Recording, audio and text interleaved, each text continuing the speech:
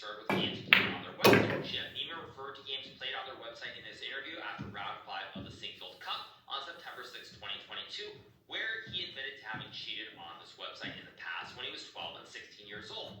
The respondent, in his Twitter statement of 26 September 2022, responded by expressing his belief that Neiman has cheated more and more recently than he has publicly admitted. Okay. The authors of the Chess.com report indicated that GM Neiman was being untruthful, stating that he had cheated more than his public statement suggests.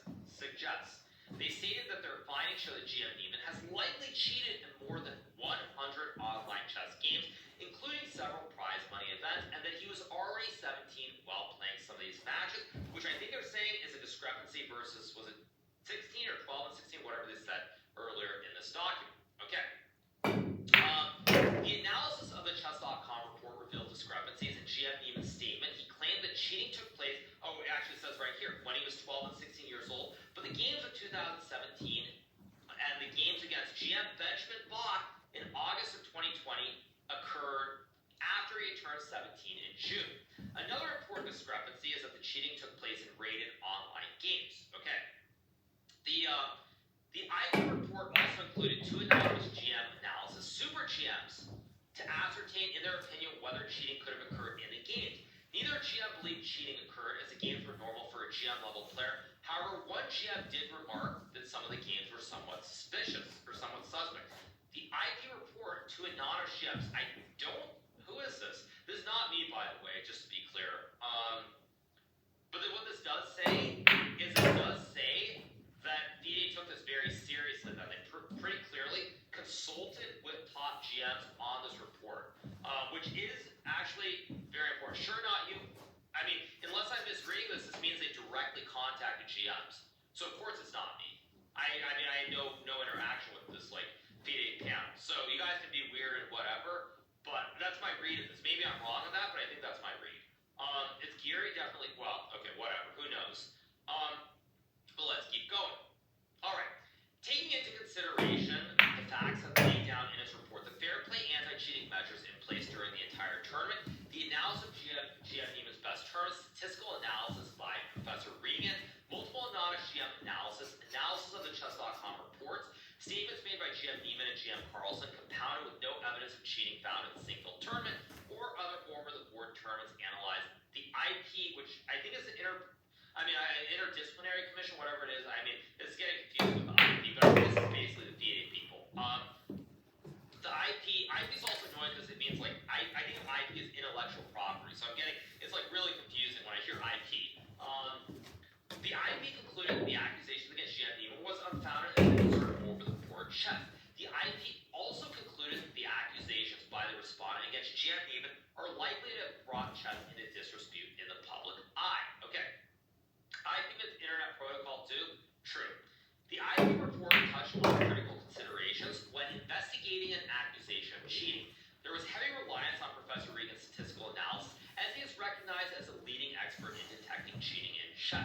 Statistical analysis of the selected FIDE-rated games of GM Neiman did not yield evidence of a claim of cheating in over-the-board games. However, the EDC chamber agrees with the respondent's argument that at the level of high-performing grandmasters, it is highly unlikely that this methodology can detect cheating, which may have occurred at the time of a single move.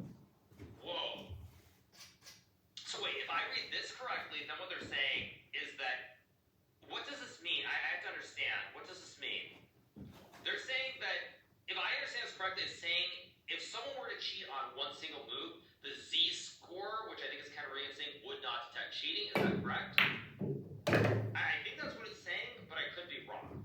So it's saying they can't prove Ken Regan's negative findings, essentially? Okay. So that means Regan's model's bad? I mean, I'm not some data scientist, so obviously I'll leave that to them. So it's saying given one single move, it can't detect cheating. Okay, fair enough. Is there anything else in here to cover, or is that pretty much it, I guess, is the question? Let me see. What else do we have? Oh, we've got more. Okay.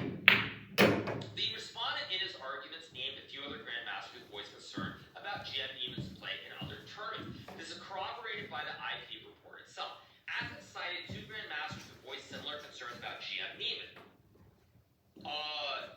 such as GM Neiman's explanation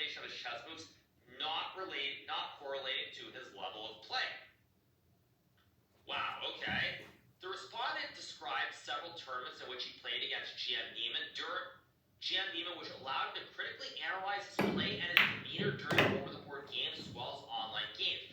The respondent has even identified games where he has lost graciously to GM Neiman.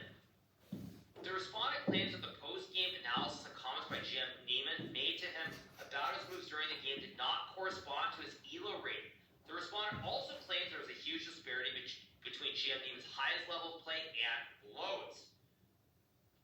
So the first thing, this is actually important. This is very important because, like, when we look at this report, it's very clear that DA did not just basically look at this for 5 seconds, or I mean, the commission did not look at this for 5 seconds. Very clear they talked to strong grandmasters, and here, if I understand this correctly, they're basically saying there's some GM who played against Hans both over the board and online and anonymously basically made these comments, right?